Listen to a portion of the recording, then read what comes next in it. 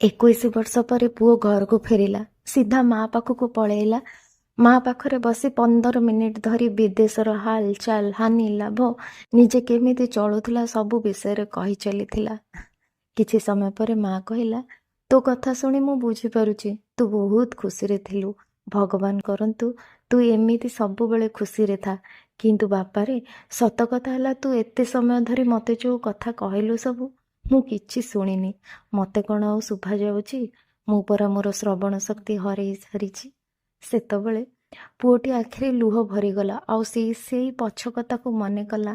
ମା କେତେ ଥର ଫୋନ୍ କରିଛି ଟିକେ କଥା ହେବା ପାଇଁ।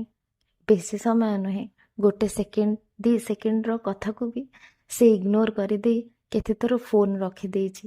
ଆଜି ନିଜେ ନିଜେ ଗିଲ୍ଟି ଫିଲ୍ କଲା। ହେଲେ ଆଉ ସମୟ ତ ନାହିଁ।